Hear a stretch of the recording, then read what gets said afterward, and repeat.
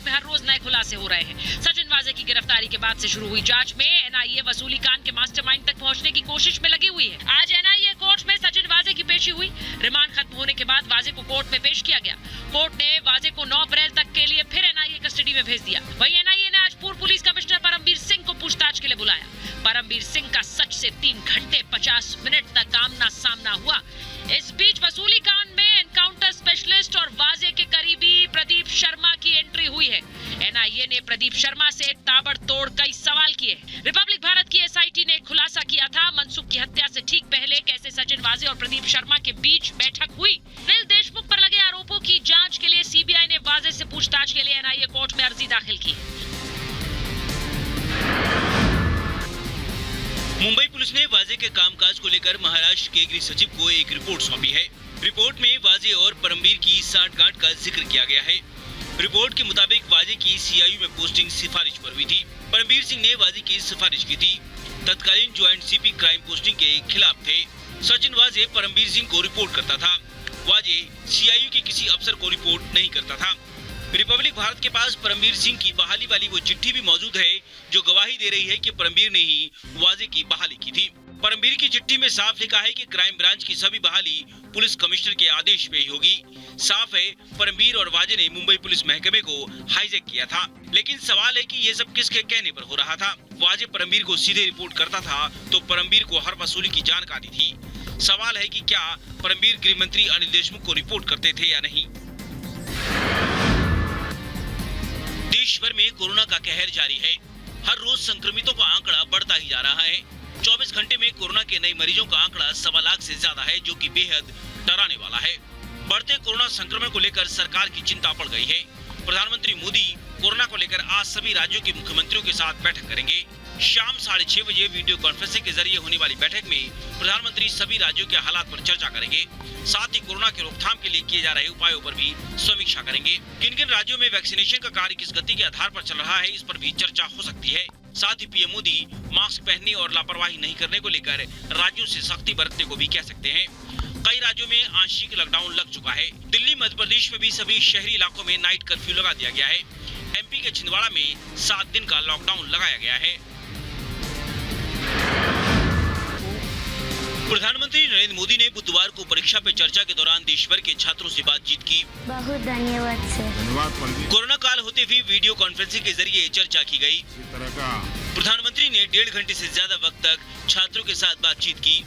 इस दौरान देश भर के अलग अलग राज्यों के छात्रों के सवालों का पीएम मोदी ने जवाब भी दिया। देखिए, आप जब पीएम मोदी ने चर्चा के दौरान विद्यार्थियों को परीक्षाओं का तनाव घटाने के लिए मोटिवेशनल पुस्तक एग्जाम वॉरियर्स की मदद लेने का सुझाव दिया। अरे ऐसी कौन सी बात है जिसके लिए डरना चाहिए। पीएम ने कोरोना काल का भी जिक्र किया और कहा कि कोरोना काल में अगर काफी कुछ खोया है तो बहुत कुछ पाया भी है। नहीं था कि मार्च महीने अप्रैल में पीएम मोदी ने छात्रों को तनाव मुक्त होकर परीक्षा देने की बात कही। कोई आसमान नहीं टूट पड़ा है।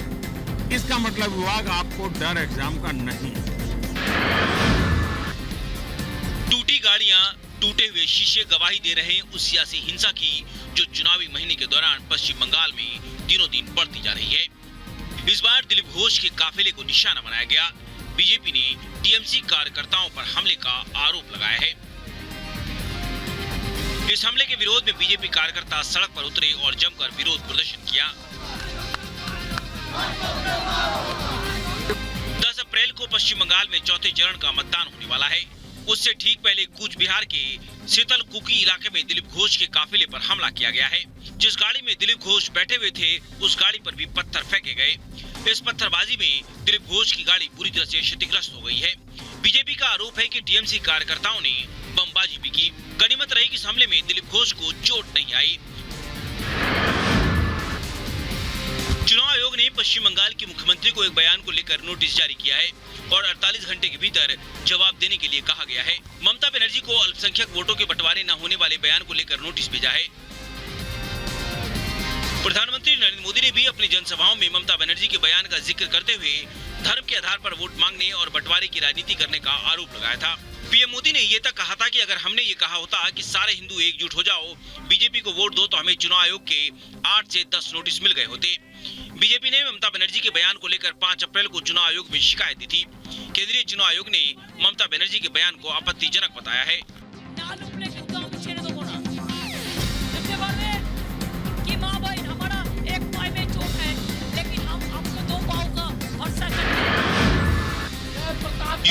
प्रतापगढ़ में बीजेपी विधायक धीरज ओझा ने जिलाधिकारी आवास पर जमकर हंगामा किया।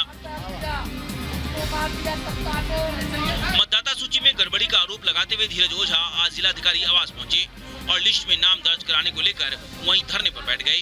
इतना ही नहीं, ओझा ने एसपी पर जान से मारने की धमकी देने और हाथापाई करने के आरोप भी लगाए।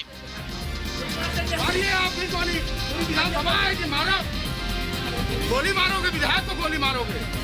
विधायक का आरोप था कि पंचायत चुनाव लड़ने का इच्छुक एक शख्स को 5 महीने से मतदाता सूची में नाम नहीं जोड़ा जा रहा है। इसके अलावा कई और शिकायतें हैं जिन पर प्रशासन कोई कार्रवाई नहीं कर रहा है, इसलिए वो धरने पर बैठे हैं।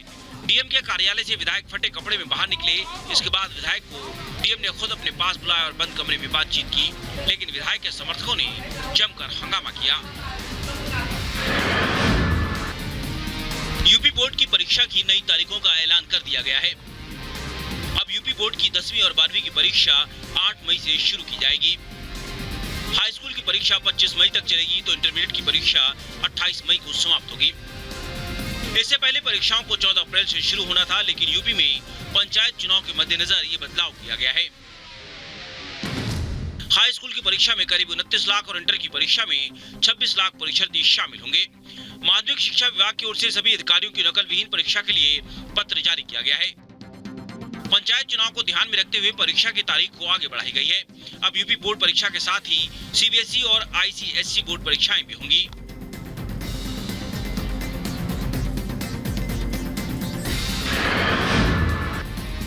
बांदा जेल में शिफ्ट किए जाने के बाद अब मुख्तार अंसारी के विधायकी की कुर्सी पर खतरा मंडराने लगा है। मुख्तार अंसारी यूपी के मऊ से बहुजन समाजवादी पार्टी से विधायक है।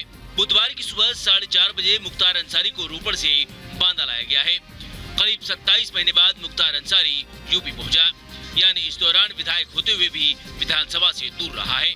तो क्या कानूनी हंटर चलने के बाद अब खत्म हो जाएगी मुख्तार अंसारी की विधायकी? नियमों के जाल में उलझकर गंवा देगा विधानसभा की सदस्यता? अभी तक ये सवाल है जिसके जवाब मिलने बाकी हैं। लेकिन यूपी को पूरी तरह से माफियाओं से मुक्त करने में जुटी योगी सरकार के संसदीय कार्य मंत्री सुरेश खन्ना ने कुछ ऐसे ही संकेत दिए हैं। तो क्या मुख्तार अंसारी की सदस्यता खत्म करने की तैयारी कर रही है योगी सरकार? ये तस्वीरें पुणे शहर की हैं। रेलवे स्टेशन पर भीड़ बढ़ती जा रही है। इनमें ज्यादातर मजदूर हैं जो अपने घर वापस लौट रहे हैं। महाराष्ट्र में कोरोना सबसे तेजी से फैल रहा है। इसके चलते राज्य सरकार ने सख्त पाबंदियां लगा दी हैं। मुंबई और पुणे शहर में रहने वाले बाहर से आए मजदूरों को डर सताने लगा है कि कहीं फिर से लॉकडाउन जैसे हालात न हो जाएं। इसके चलते राज्य से मजदूर बड़ी संख्या में अपने घरों की ओर पलायन कर रहे हैं। ये तस्वीरें भी डराने वाली हैं क्योंकि स्टेशन पर भीड़ बहुत ज्यादा है। न सोशल डिस्टेंसिंग और न ही मास्क सही से दिख रहे हैं। इससे कोरोना फैलने का खतरा और बढ़ सकता है। वहीं मजदूरों को चिंता इस बात की है कि जिस तरह सख्ती बढ़ रही है उससे उनके काम पर भी असर पड़ सकता है और अचानक अगर लॉकडाउन लग गया तो फिर वो यहीं फंस जाएंगे। महाराष्ट्र में हर दिन कोरोना के रिकॉर्ड मामलों के बीच बीड जिले से ऐसी तस्वीर सामने आई है जिसे देखकर किसी का भी दिल भर आएगा। यहाँ एक साथ 8 शवों के अंतिम संस्कार किए जाने की खबर है। बीड के अंबाजोगाई नगर पालिका के पठान मांडवा के पास कोरोना संक्रमितों के अंतिम संस्कार के लिए एक जगह निश्चित की गई है। यहाँ पर एक साथ 8 चिताओं को आग दी गई। मरने वालों में एक कम उम्र की महिला और सभी मृतक 60 साल के ऊपर की उम्र के हैं। बीड के अंबाजोगाई प्रखंड में 4 दिनों में 500 के आसपास नए पॉजिटिव केस सामने आए हैं। कोरोना के बढ़ते संकट पर लगाम कसने के लिए स्थानीय प्रशासन ने 10 दिनों का लॉकडाउन भी लगाया था। फिलहाल यहाँ एक्टिव मामलों की संख्या 28,491 पर पहुंच गई है, जबकि अब तक 672 लोगों की मौत हो चुकी है। अर्धकुंभ 2016 में अपनों से बिछड़ी महिला अचानक महाकुंभ में अपनों से मिल गई, जिसके बाद उसकी खुशी का ठिकाना नहीं रहा। पुलिस के मुताबिक 2016 में अचानक कृष्णा देवी घर से गायब हो गई थी। कृष्णा 5 साल से त्रिवेणी घाट पर रह रही थी। 2021 जनवरी में ऋषिकेश पुलिस की ओर से कुंभ के वेरिफिकेशन के लिए महिला की डिटेल भेजी गई थी। यूपी की सिद्धार्थ नगर पुलिस ने ऋषिकेश पुलिस को अवगत कराया कि यह महिला 5 साल से गायब है। इसकी गुमशुदगी थाने में दर्ज है। सूचना पाकर उनके परिजन बुधवार को उन्हें लेने ऋषिकेश पहुंच गए। पुलिस ने महिला को परिजनों के सुपुर्द कर दिया है। वहीं अपनों को पास देखकर सभी की आंखें भर आईं। महिला ने बताया कि वह 4 धाम सहित कई धामों की यात्रा कर चुकी है। बता दें कि इस वर्ष खोया पाया केंद्र ने अब तक 400 लापता लोगों को अपनों से मिलाया है। जम्मू कश्मीर के कुपवाड़ा में तेतवाल क्रॉसिंग पॉइंट से 5 अप्रैल की रात को अनजाने में नियंत्रण रेखा पार करने वाले युवक को बुधवार को वापस पाकिस्तान भेज दिया गया। जाते समय युवक को भारत की ओर से मिठाई, कपड़े और गिफ्ट भी दिए गए। पीओके की लिपा घाटी निवासी मौसाम अनजाने में 5 अप्रैल की रात को जम्मू कश्मीर के कुपवाड़ा में तेतवाल क्रॉसिंग पॉइंट से एलओसी पार करके भारतीय क्षेत्र में आ गया। भारतीय सैनिकों ने उसे रात भर नियंत्रण रेखा पर रखा और पाकिस्तानी अधिकारियों को इस बारे में सूचना दी।